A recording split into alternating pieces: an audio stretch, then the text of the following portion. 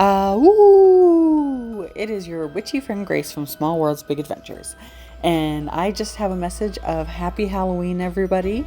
Enjoy our final board game review of the month. And we look forward to giving you more content in the weeks to come.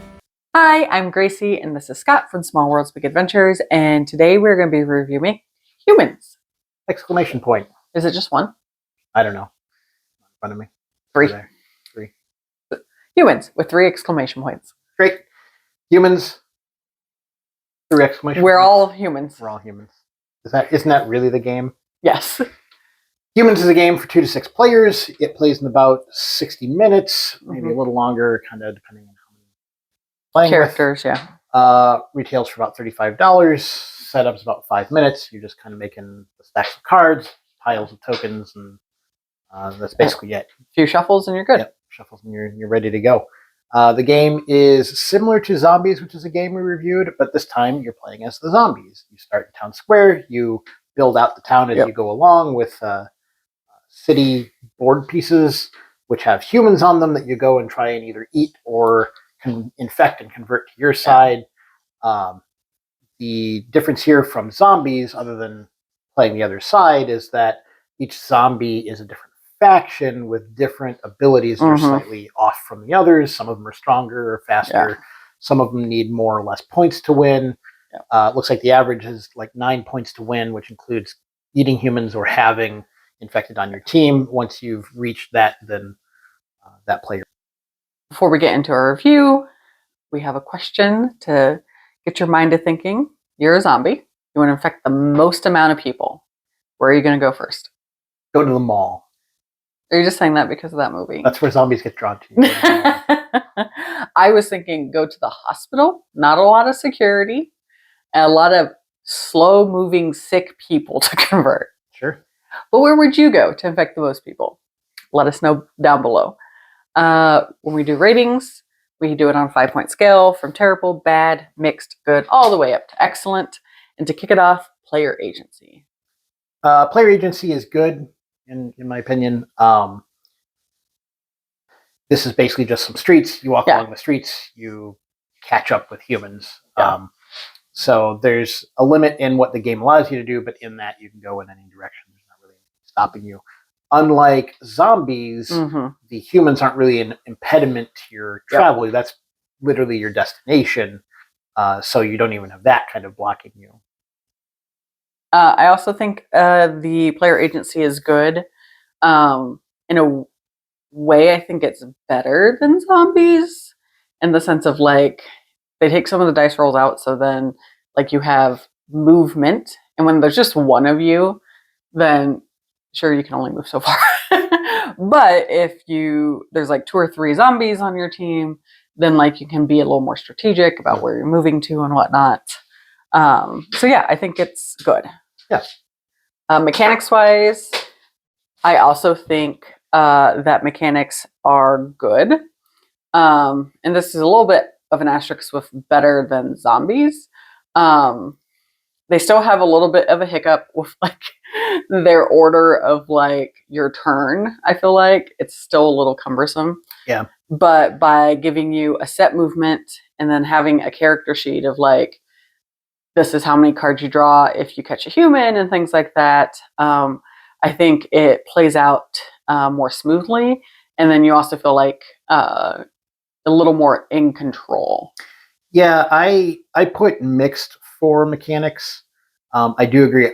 I think the mechanics in this are better, and I think the big change there is not having to roll for your movement. Oh, for sure. Having a set movement rate makes your turns a little more controlled.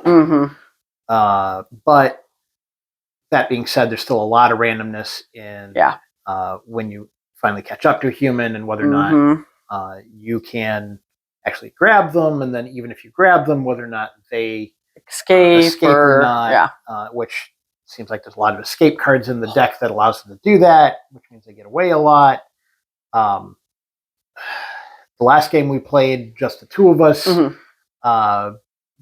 we pretty much used every card in the deck to make the city, and I don't think we got further than 3 squares away from the beginning location. that's not necessarily a bad thing because there isn't a destination for this game. It's literally just converting as many humans as you can, but also kind of makes the randomness of the town kind of pointless in a lot of ways. You might as well just had a folding map with a bunch of humans on it. So overall, the mechanics I just are mixed. I don't think they're all that great. The flip side to it, and I think maybe discuss this here, although that'll be in my final thoughts too, is that the rules allow you to combine this with zombies, so you could have a couple people playing as zombies and then a couple people playing as humans, and that's kind of, I think, why then you still have the city layout as it is and stuff. But the mechanics are they're fine. That's fair. Components wise, what do you think? Mixed. Pretty similar to zombies. The board pieces for the city are thin cards that kind of slide all over. I feel like the art in this is worse than our version of zombies. It's darker and muddier and harder to see where anything is on it. The cards in this haven't been played a whole lot because we haven't played this game much, but they're really stiff, at least at the beginning. Maybe a few more playthroughs, we'll get that a little better, but they were hard to shuffle.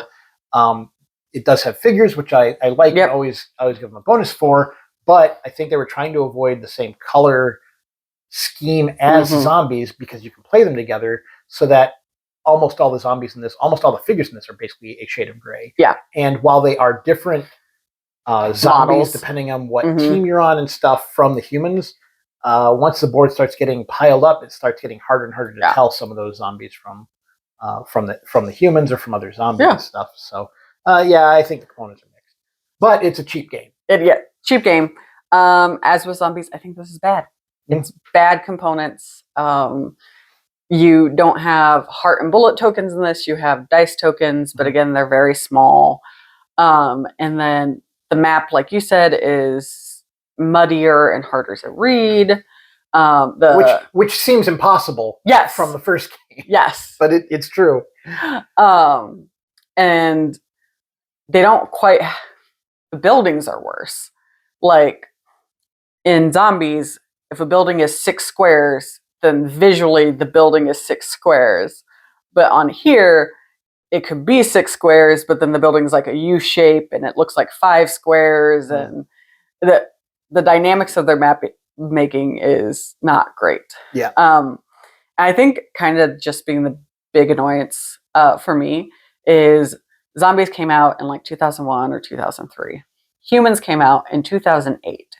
And you have not like improved the quality of your stuff enough that I can be like, yeah, this is a lot better than the original game. Like the figures look nice. The cards good builds. The cards are pretty much on par as what they are in zombies, which is good. The art is fine. Like I said, they're stiff, but like that could be a playing thing. Thing. But the map pieces feel like a step backwards, which is weird. Also, my favorite thing, which we laughed at, was the rule book calls the infection deck an infection deck, and then the infection deck's name is the capture deck. Capture deck. Which the rule book does put in parentheses after it says the infection deck. We were looking around for a couple minutes. Where's our infection deck at? Did we lose a whole deck? Did we lose it? Is it shuffled in somewhere? And that kind of goes into like mechanics too. Is there's literally a card that we had to talk about that you use that's like, your human is automatically infected, and you start drawing cards thinking that you had to draw from the infection deck. It wasn't clear how the card is supposed to be used. And like we discussed the zombies game, and we have a really early version of it, and the hope that we have is that some of the confusion in a little bit in the rules, but more in the cards and how they play out, has been changed in later versions. There's 3 editions out now. This comes out 7 years after zombies, and literally one of the cards halfway through the game, it's not clear how it's supposed to be played. I think we did play it correctly. I think so too. But it could have been more clear. And it's one of those things where just how did this get through playtesting? How did this get actually printed for the final game? Again, it's a cheap game. So I guess there's that. Theming, what did you think? I put good. I maybe feel a little bit bad. I like this game a bit better than Zombies. The theme is I'm a zombie and I go get people. And so it does kind of feel like there's more, not so much a story, but like a reason why stuff is happening. You choose or randomly get assigned a pack of zombies, which are all different. Yeah. You could be lawyer zombies or wrestler zombies. Yeah. So, there's kind of a differentiation in who you are playing the game. So I did put good, maybe almost waffling into mixed, kind of for similar to Zombies. There's just not much there. Yeah. I agree. I also put good, but I think there's like an asterisk there of like I'm comparing this to Zombies. Yeah. And it's better than Zombies theme, but like middling so. Much. Yeah. Yeah. Sure. I mean, Zombies as a character are just awful. So I can't be like, what is their motivation? Well, their motivation is to get like humans. Eat brains. That's right. We want to eat brains. So like in that sense, like you're a zombie, you're going after humans. I think going back to the map aspect of like, we didn't really explore much of the map. Part of that is because like, and this plays in the theming, when you're a zombie, you come upon a human, you stop and you try to make them lunch. Yep. So it's not like, well, I'm just going to power through all of these.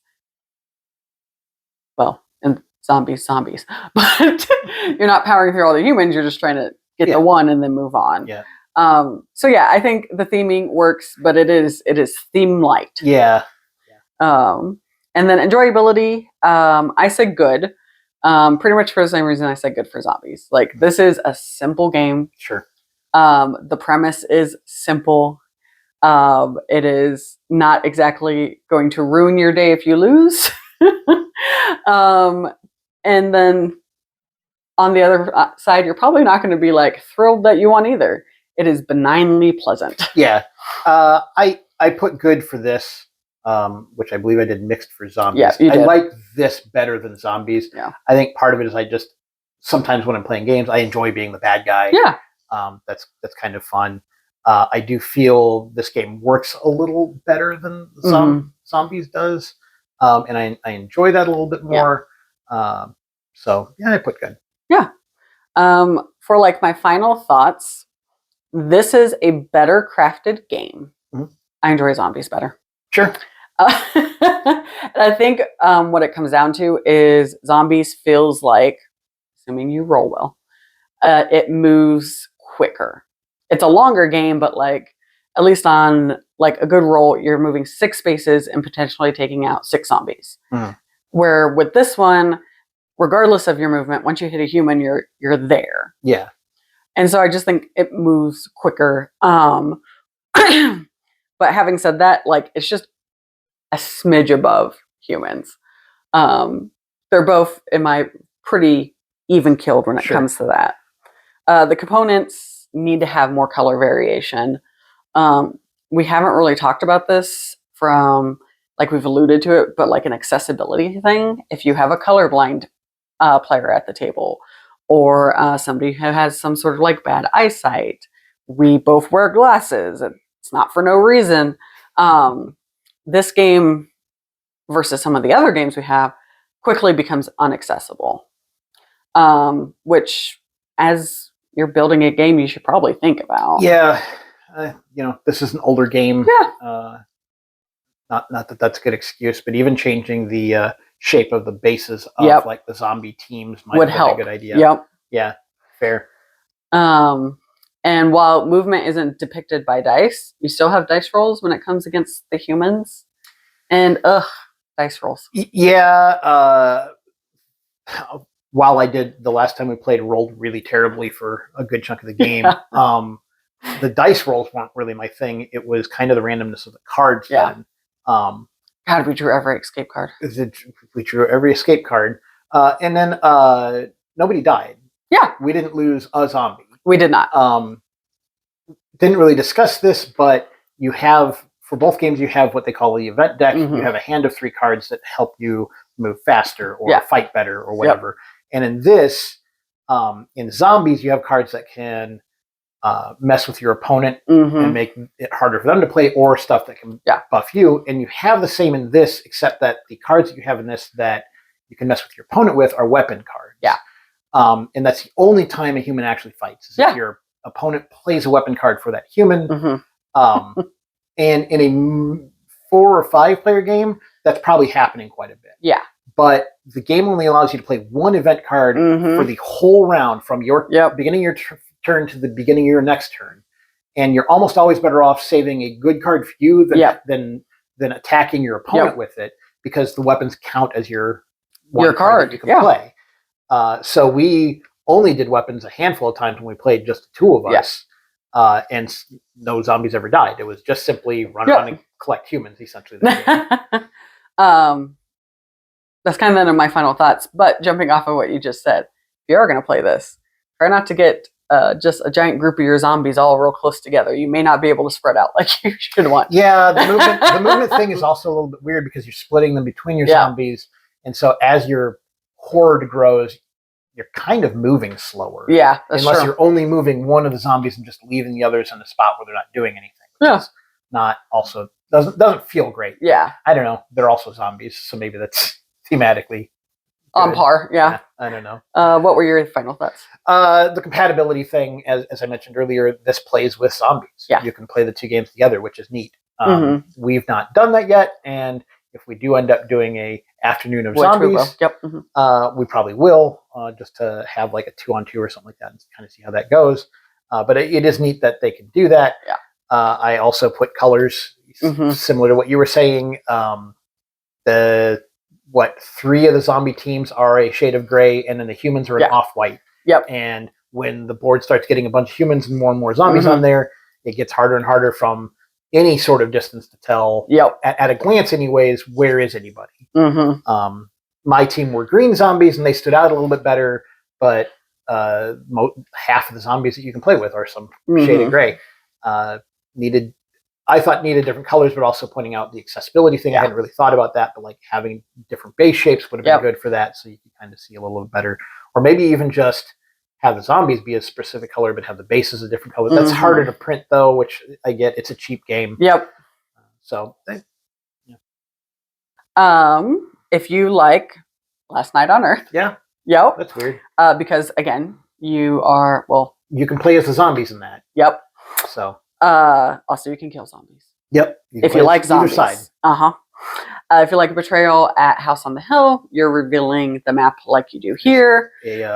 I've just seen this. It's used to only be used for computer games, but a dynamic map. Now I'm spacing on the word, so edit this out. Just open world? No, it's a not progressive. Shoot, there's a term for the type of map that's random and only shows up as you explore it. But I'm spacing on the word. A Minecraft map. Yeah, Minecraft. Minecraft is this type of game. Yeah. I feel like it starts with a P, but now I'm. That's fair. Gone. Procedurally generated.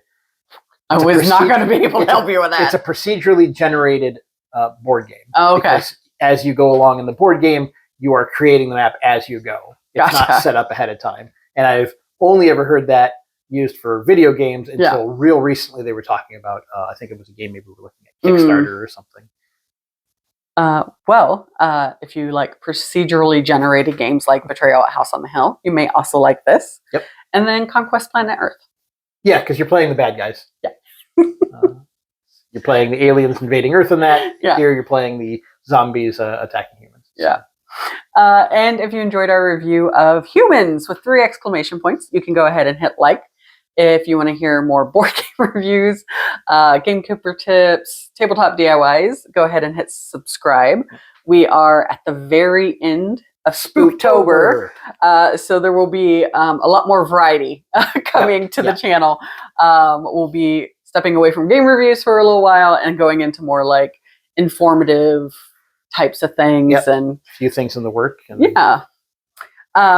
if you hit that notification bell, you'll be notified next time we upload. And if I point here, something probably appears and you can push that. I bet that actually, ours go here. Here. But there's nothing else. We'll see you next time. Bye.